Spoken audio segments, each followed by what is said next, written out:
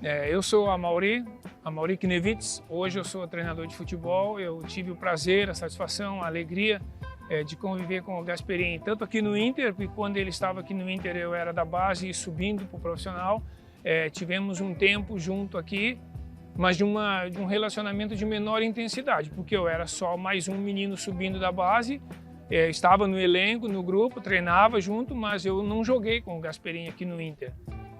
Meu relacionamento com o Gasperini aumentou em 1987, quando eu jogava já no Botafogo de Ribeirão. O Gasperini já jogava no Botafogo, eu já tinha feito o campeonato de 1986 pelo Botafogo de Ribeirão, e aí em 87 eu cheguei. Como nós nos conhecíamos aqui de Porto Alegre, o entrosamento foi fácil, o relacionamento ficou facilitado muitas vezes. E lá tivemos histórias muito boas. E tudo que eu lembro de Gasperini é de coisa boa, de situações boas dentro do campo, de situações boas de vestiário, de situações boas também na rua, fora do futebol, de um homem de um companheiro, de um amigo que eu aprendi a admirar, de um cara que eu só tenho lembranças boas, que eu só tenho histórias boas para contar. Eu lembro de um caso, inclusive, assim, Cândido. Eu comprei um carro em Ribeirão. Eu estava de carro, troquei o carro, na época, um carro bom, um Passat Pointer.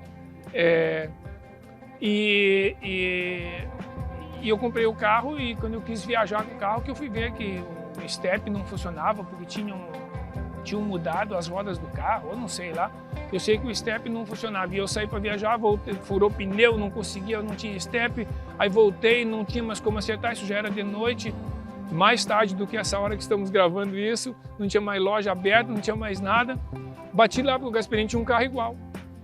Então o relacionamento era tanto assim que eu bati na casa dele 10, 11 horas da noite, meia-noite, não sei que hora era. Falei, Gasperini, me ajuda aí que aconteceu isso e isso. Ele foi lá, pegou do carro dele o step, eu creio. Falei, irmão, vai viajar, depois na volta nós resolvemos isso aí. Eu tinha que vir a Curitiba buscar minha família. Então sempre tivemos um relacionamento bom de campo, fora de campo. De situações, e eu posso contar aqui depois, que antes, se tu quiser, tu corta isso. Viajamos para São Paulo, para a capital, para mais de um jogo. Então, quando acontecia essas situações, a gente ficava hospedado em Itu, num hotel estância, alguma coisa assim. É ali que ia ficar pertinho. Eu não sei os jogos, não sei entre quais os jogos que deu isso. Jogamos no domingo, na segunda-feira ao meio-dia nós tínhamos um churrasco lá na churrascaria do hotel, na piscina do hotel. Quer dizer, no espaço da piscina. Só que a gente saía da parte do hotel, caminhava assim, a gente tinha que passar pelo lado da piscina como se a churrasqueira fosse aqui onde eu estou e aonde está a câmera fosse o outro lado da piscina. Então a churrasqueira e aquela parte de mesa assim, ficava numa parte, ficava depois da piscina em relação a onde nós estávamos. E o Gasperini veio e se jogou na água. E nós íamos andando juntos, íamos chegando, isso era 11 horas da manhã, 11h30, meio-dia, não sei. E ele se jogou na água, só que a piscina, ela era funda, muito funda. E eu do lado e eu não sei nadar, eu nado igual um tijolo. Eu caio na água e eu vou ao fundo. E tem esse negócio, né, de estilo de natação, né? O meu era o tijolinho. Aí continua sendo, nunca vou morrer afogado, eu não entro na água. Aí ele se jogou na água e ele saía, e na época ele ainda tinha aquele cabelão grande. E ele saía e falava assim, alemão, que era como ele sempre me chamou, alemão. Eu digo, para, Gasperini, para de bobagem. E eu na beira da piscina, para de bobagem, cara, para de brincadeira. E ele andou mais um pouquinho, disse, alemão. E ele fazia, cada vez que ele falava alemão assim, ele descia, a imagem tá viva na minha memória. Eu conto isso para todo mundo. Cada vez que ele descia, o cabelo dele vinha assim, aquele cabeleiro assim, juntava e ia ao fundo. E aí demorava uns segundos, e aí eu já estou na beirada da piscina, e ele disse, alemão. E aí o churrasqueiro lá na ponta da piscina já viu que o negócio estava ruim, o cara já estava se jogando, já tirou o avental, já ia se jogar na água. Só que a piscina, graças a Deus, para lá ela diminuía a profundidade, o fundo dela subia um pouquinho. Então cada vez que ele vinha em cima e voltava, ele avançava um pouquinho. E aí uma hora deu pé. Me xingou tanto, Alemão, tu ia deixar eu morrer, Alemão. Eu digo, vai para não morrer dois, cara, ia morrer nós dois se eu entro na água. E me xingou, o almoço ficou aquele ambiente de xarope, aí depois ele foi um dos que conseguiu liberar, assim, soltar de novo. Pô, o Gasperini quase morreu, o Gasperini quase se afogou, aquela história assim. Então tinha muitas histórias assim do Gasperini, porque ele sempre foi muito intenso em todas as coisas e muito verdadeiro. E isso aqui é um depoimento para os amigos, também para a família. Dudu, que eu lembro bem, o Thiago não lembro, é o menor. E depois a Cândice. O pai de vocês foi um cara que só deixou boas lembranças, deixou uma boa imagem. Eu penso que o que eu falo aqui, todos os atletas que conviveram com ele vão concordar comigo. O legado que o Gasperini deixou foi uma coisa muito linda, de um homem íntegro, de um homem reto, extremamente bem-humorado, extremamente responsável, trabalhador, trabalhava, me lembro, em Ribeirão, que a gente tinha mais contato, trabalhava feito um bicho, todos os dias dava uma canseira no treinador de goleiro, porque ele sempre queria treinar um pouco mais. E então, assim, um homem muito responsável, preocupado com a família, preocupado com os filhos, em fazer o melhor. E isso eu acho que é o mais importante de tudo, a questão das conquistas deles, isso aí fica até em segundo plano. O mais importante, Cândice, o mais importante de tudo é o legado que ele deixa como homem, um exemplo que ele deixou para nós todos, e o amigo que a gente perdeu. E eu ainda tenho um detalhe a mais, né? O meu filho, como jornalista, foi o que escreveu aqui para a RBS, aqui no Jornal na Zero Hora, foi o que escreveu sobre a morte do Gasperini. Então, assim, a nossa vida está muito ligada e as coisas aconteceram com muitas situações. Por isso eu não podia me furtar de vir aqui e dar esse testemunho a respeito de um homem do futebol que eu aprendi a admirar e que eu tenho muita saudade. Nós jogávamos, e eu sempre fui zagueiro e o Gasperini era o goleiro.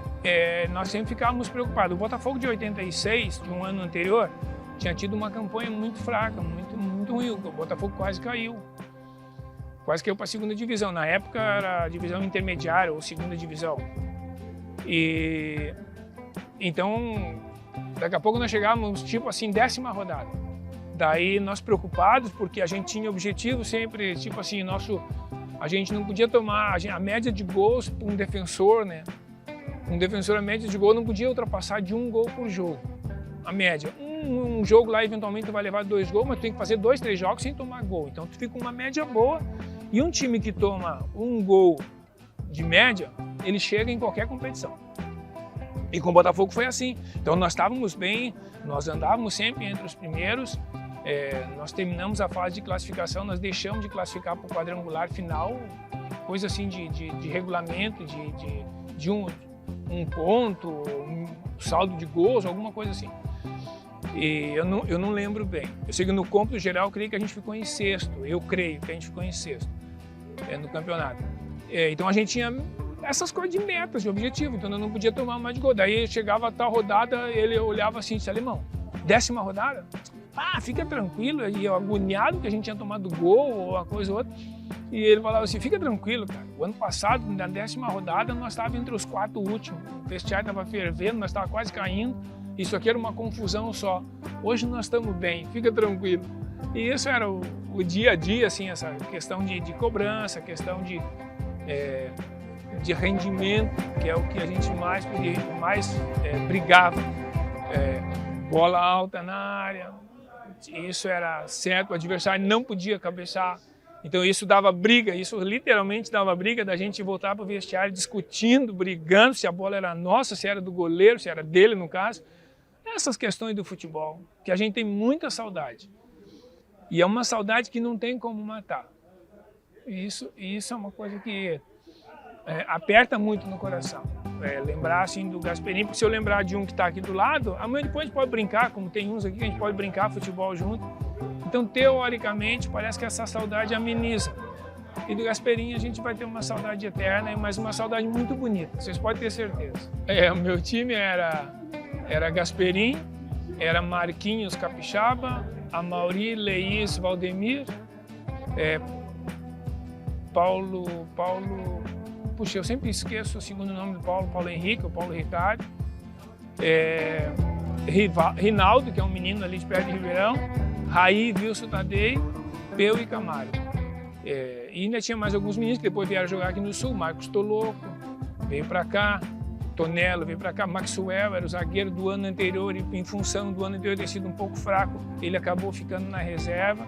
Mas era um cara espetacular, a gente tinha uma convivência muito boa. E um time que tinha tudo, e o Pedro Rocha como treinador, isso aí dispensa comentários.